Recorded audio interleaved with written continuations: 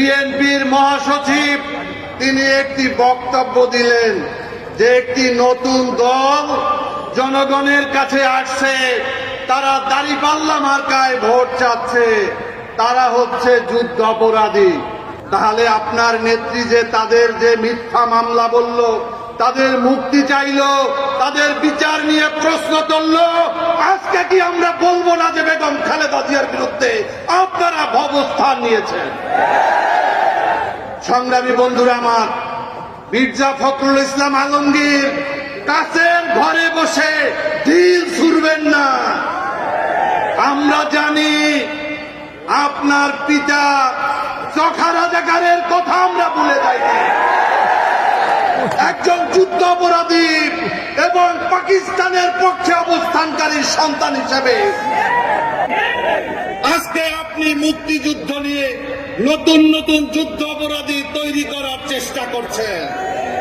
এই সমস্ত ভাঙ্গা ঢোল আর বাংলাদেশে বাঁচবে না। 5 তারিখে হাসিনা পালিয়ে গিয়েছে এবং এই মুক্তিযুদ্ধের চেতনার নামে বাংলাদেশে যে বিভক্তির রাজনীতি, বাংলাদেশে যে হানাহানির রাজনীতি, তার বিরুদ্ধে আজকে আমাদের ডাক্তার শফিকুর রহমান ঐক্যবদ্ধ বাংলাদেশের ডাক দিয়েছে।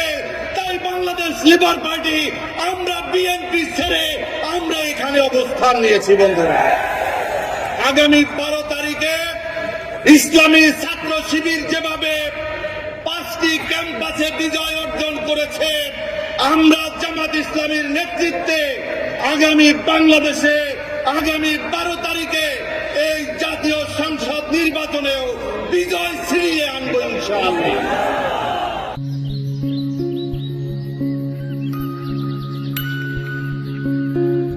আরেকটা কথা বলে শেষ করব।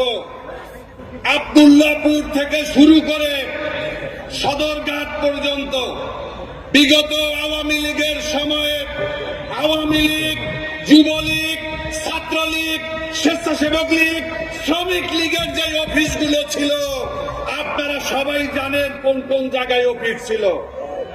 এই অফিসগুলো এখনো আছে, কিন্তু নাম নাই, নাম চেঞ্জ হয়ে গিয়েছে, লীগের জায়গায় দল হয়েছে। আমরা শুধুমাত্র এই ক্ষমতার হাত বদল চাই না, আমরা একটা অর্থবহ পরিবর্তন চাই। আপনাদের মনে আছে কি বিগত 2025 সালের 9 জুলাই এই মিটফোর্ডে চাঁদার জন্য একজন মানুষকে, সোহাগকে কিভাবে পাথর দিয়ে কুটিয়ে কুটিয়ে তারপর হত্যা করা হয়েছিল? তারা কারা আমরা জানি, আজকে তাদের নাম বললাম না। তাদের সাথে এই পল্টনে যারা লগি বৈঠা দিয়ে হত্যা করেছিল, তাদের চরিত্রের সাথে তাদের চরিত্র মিলে যায়। বিগত 5 তারিখের পরে বিগত 17 বছরের ফ্যাসিবাদের বিরুদ্ধে, দুঃশাসনের বিরুদ্ধে, গুম খুন আইনগরের বিরুদ্ধে যেই শক্তিটি আন্দোলন সংগ্রাম করেছে, যেই শক্তিটি 17 বছর এলাকাতে থাকতে পারে নাই, ঘুমাতে পারে নাই, মামলার কারণে আজকে তারা প্রত্যেকটা এলাকাতে, প্রত্যেকটা অঞ্চলে আতঙ্ক হিসাবে তারা আবির্ভূত হয়েছে। বন্ধুরা, এরা যদি ক্ষমতায় যায়, ক্ষমতায় যাওয়ার আগেই তাদের এই অবস্থা, তারা ক্ষমতা পেলে কি করবে